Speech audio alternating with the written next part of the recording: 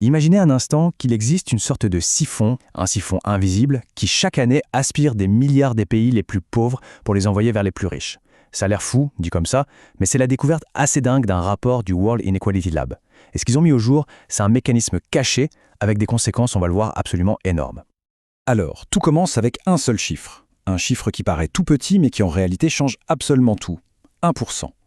Qu'est-ce que c'est ce 1%? Eh bien, c'est la part de toute la richesse produite dans le monde en un an qui file des pays du Sud vers les pays du Nord, chaque année.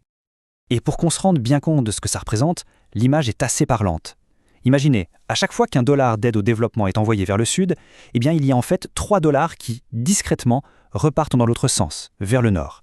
Le déséquilibre est colossal. Ça donne une idée de la force de ce courant financier. Ok, alors plongeons un peu dans la mécanique de ce transfert. Parce que, et c'est vraiment le point clé, il ne s'agit pas d'une petite fuite d'argent. Non, on parle ici d'un véritable drainage organisé du Sud vers le Nord. Et là, forcément, les conséquences sont très très concrètes. Cet argent qui part, ce n'est pas juste un chiffre sur un écran.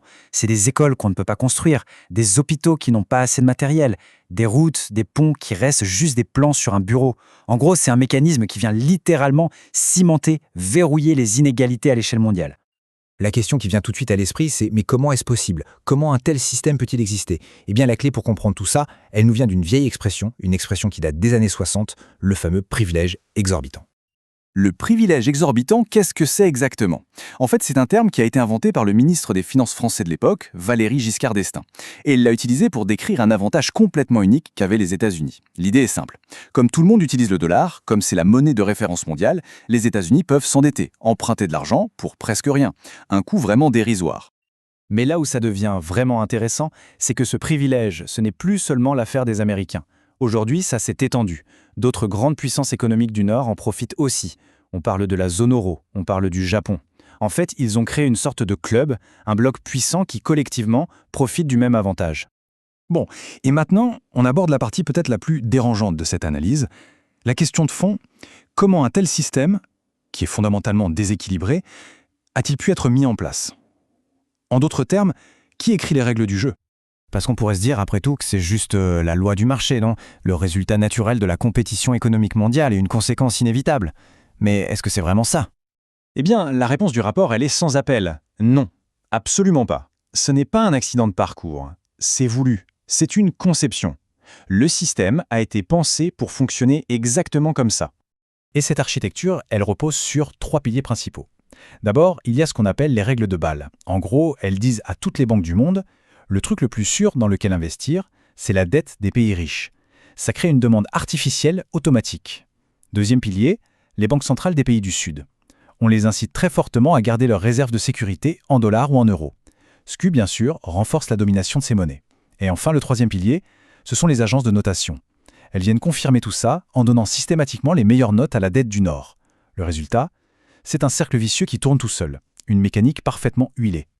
D'ailleurs, le rapport ne mâche pas ses mots à ce sujet. La citation est assez forte. Les économies les plus riches ne bénéficient pas simplement de ce privilège, elles l'organisent et le maintiennent activement. On ne peut pas être plus clair. L'idée d'intention, de volonté est donc vraiment au cœur de toute l'analyse. Et cette idée d'un système organisé activement, ça nous amène à l'analogie la plus percutante de tout le rapport. Une analogie qui replace tout ça dans un contexte historique beaucoup plus large. On parle ici d'une forme moderne d'extraction qui fait étrangement écho au passé colonial. Et il y a cette phrase dans le rapport qui résume tout à la perfection. La voici. Ces transferts de revenus fonctionnent comme une forme moderne d'échanges inégaux, plus subtile que l'extraction coloniale, mais pas moins contraignant pour le développement des nations les plus pauvres. C'est plus subtil, mais le résultat au fond est le même. Alors face à un constat pareil, la question est évidemment « et maintenant on fait quoi? Est-ce qu'on peut changer ça ?» Ça nous amène à la dernière partie de cette analyse, l'idée qu'il faut peut-être réécrire les règles du jeu, parce que l'économie mondiale semble vraiment arriver à un carrefour. Et en fait, l'idée de tout réformer, elle n'est pas si nouvelle que ça. Il faut savoir que dès 1944, le célèbre économiste John Maynard Keynes avait déjà mis sur la table une proposition assez radicale. Une monnaie internationale unique, justement pour empêcher ce genre de déséquilibre. Et bien aujourd'hui, de nouvelles idées émergent qui s'inspirent un peu de cette même logique. Concrètement, le rapport met en avant 2 grandes pistes de réforme. La première, c'est d'essayer d'aligner les taux de change sur ce qu'on appelle la parité de pouvoir d'achat. Pour faire simple, ça veut dire s'assurer que les monnaies reflètent le vrai coût de la vie dans chaque pays pour que les échanges soient plus équitables.